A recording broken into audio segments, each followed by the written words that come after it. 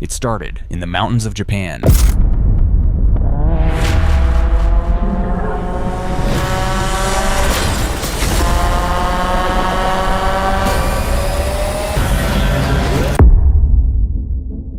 High up on winding roads carved into the hills, you'd hear engines echoing through the night, screaming, chasing, pushing the limit. They're not drag racing, there's no straight line, no finish banner, and no quarter-mile time slips. Just tight corners, sharp turns, and two cars locked in a battle of skill. One leads, one follows. Nobody around to see it, just the drivers behind their wheels, and the road, and whoever's brave enough to tame it. It's not about power, but rather how well you control it. In Japanese, Touge literally means mountain pass. In the 1960s and 1970s, as Japan's post-war car industry boomed, racing fans found themselves starved for legal racing circuits. Many took to the hills instead, running impromptu time trials and chase battles on the twisting back roads that had been carved into the mountains. These winding S-curves were originally built for delivery trucks, but their steep inclines and hairpins turned them into perfect test beds for speed and skill. By nightfall, on any given weekend, ordinary sedan engines could be heard echoing through the passes as young Hashiria, street racers, competed for bragging rights far from police patrols. Iconic mountain passes like Mount Haruna, famously nicknamed Akina in the Initial D anime, or Hakone Turnpike, a smooth, fast toll road known as Japan's Nürburgring. It rewarded drivers who could carry corner speed through its sweeping bends, and others like Irohazuka and Usui Pass. One driver in particular transformed Touge racing into something new. Meet Keiichi Tsuchiya. Nicknamed the Drift King, Tsuchiya brought rally-inspired technique to the passes, deliberately sliding his car sideways through corners to maintain speed. This power-sliding drifting style let him forego heavy braking and whip out of bends faster than anyone else. His skill was so eye-opening that he filmed it.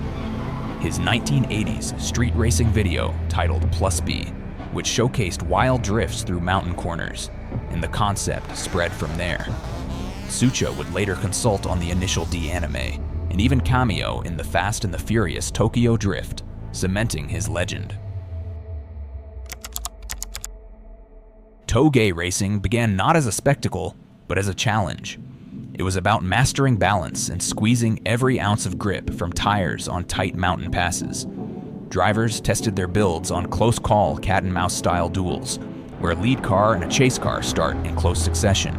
If the trailing car catches up, it wins. The second style was time attack. Drivers tackle the pass individually, racing the clock. The fastest timed run, up or down the mountain, wins. By the late 1990s, that quiet world burst into the spotlight. Initial D painted a vivid portrait of mountain road duels, dramatizing fiercely technical battles of nerve, pace, and vehicle control. Initial D showcased the tension of mountain races, the precision required to stay on the line against the mountain's unforgiving curves. While games like Gran Turismo, Need for Speed, and Forza Horizon expanded on this, offering virtual versions of Touge-style mountain courses to race.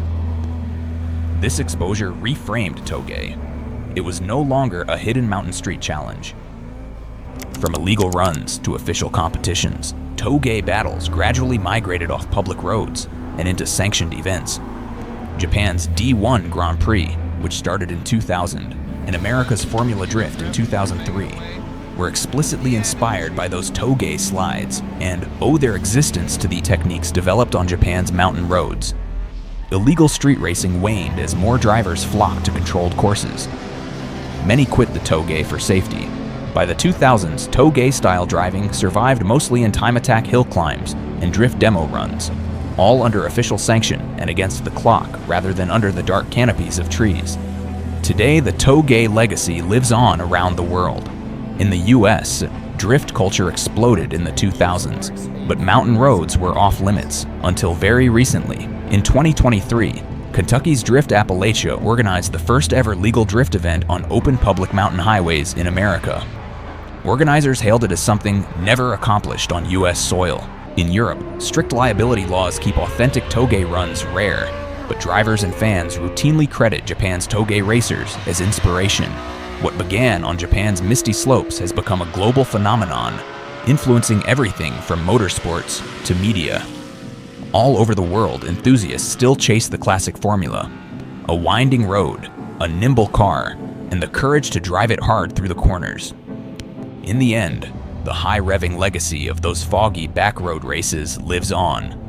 Iconic passes like Hakone's Turnpike or Mount Haruna, the underground duels of past decades have reshaped car culture everywhere, and the spirit of the Touge continues to inspire new generations of racers. So what do you think? Does the spirit of Touge still live on, or has it become something else entirely?